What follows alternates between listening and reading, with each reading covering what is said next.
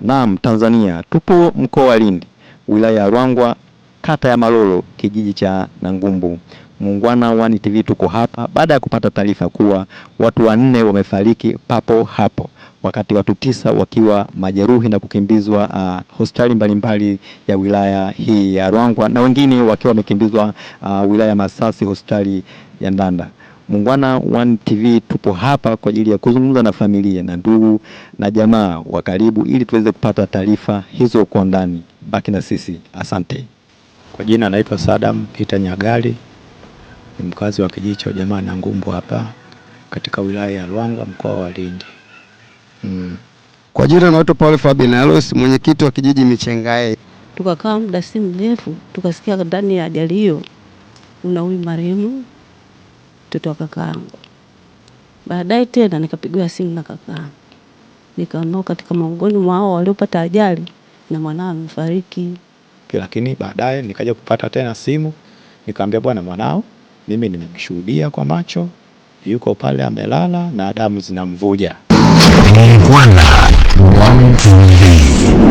Kwa jina naitwa Sadam Peter Nyagali, ni mkazi wa kijiji cha Jamaa Nangumbu hapa katika wilaya ya Ruangwa, mkoa wa Lindi.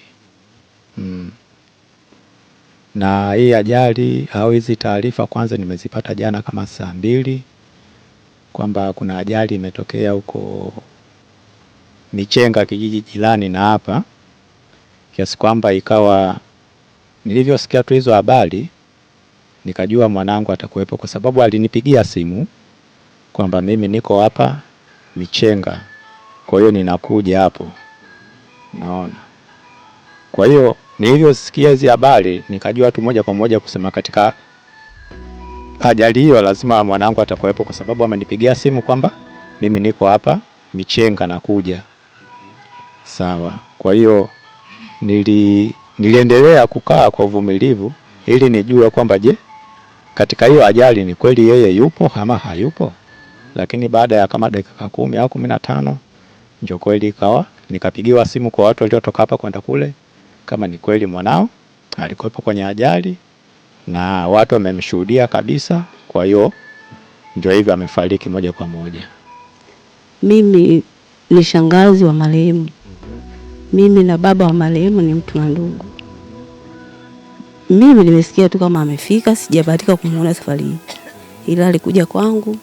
Ila jana majira ya saa 2 tukasikia kuna ajali imetokea hapo Michenga. Ilivyotokea hiyo ajali, tukakaa muda si mrefu tukasikia ndani ya ajali hiyo kuna huyu marehemu mtoto wa kakaangu. Baadaye tena nikapigiwa simu na kakaangu. Nikaambiwa katika miongoni mwa hao waliopata ajali na mwanao amefariki. Kweli.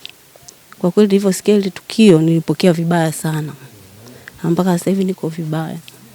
Pole sana. Asante. Na inaeleza kwamba wao walikuwa wanatokea kwenye unyago. Hii taarifa hii taarifa ni ya kweli? Ni ya kweli. Walienda kwenye unyago.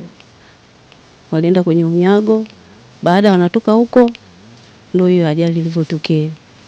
Sawa, tunajua huyu hapa ni Bensa wa Misomisondo, na sasa hivi Misomisondo alikuwa Dar es Salaam na yeye yuko huku. Kwa hiyo huko alikuja kwa kama likizo au alikuja kutembelea familia? Huko alikuja kutembelea familia, na istoshe kuna mke wake amejifungua, alikuja kumwangalia mtoto. Sawa, taratibu za mazishi saa ngapi? Taratibu za mazishi saa 10. Saa 10. Hivi ni mwenyewe na mzee wa Kiislamu wa Kristo? Huyo Kiislamu. Sawa, pole sana. Haya, asante. Nashukuru kwa taarifa. Haya, asante. Kwa jina naitwa Paul Fabian Alos, mwenyekiti wa kijiji Michengae. Lori moja ambayo ilikuwa inatoka Ruangwa kuelekea Nanganga imegonga toyo iliyokitoka kwenye sherehe za unyago Michenga B kuelekea Nangumbu. Ilikuwa na watu 9, ilikuwa na watu 13. Kati ya watu 4 walikufa hapo hapo na watu 9 walikuwa ni majeruhi. Baada ya kuja kuzuru tukio, watu 9 tuliwachukua tukawapeleka hospitali ya Nandagala kwa ajili ya kupata matibabu, na watu hao 4 ambao waliokufa hapo walichukuliwa na kupeleka Ruangwa. Kati ya majeruhi 9, mmoja wapo aliongezeka, alikufa kule hospitali kabla ya kupata matibabu na kufanya jumla idadi ya watu 5 waliokufa. Watu watatu wametokea kijiji cha Nangumbu, mtu mmoja ametokea na Ndagala na mtu mmoja ametokea Chigugu. Baada ya kufanya mawasiliano kutoka hospitali ya Ndanda, au majeruhi wanaendelea vizuri, wampata matibabu, wanaendelea vizuri. Baada ya hapo tumefanya tena mawasiliano na ndugu na jamaa na marafiki kwa wale walienda kuchukua miili yao kule Ruangwa na kututangazia kuwa saa 7 kamili ya mchana itakuwa wanazikwa, 2 na mmoja atazikwa saa 11 jioni. Unatazama Muungwana TV.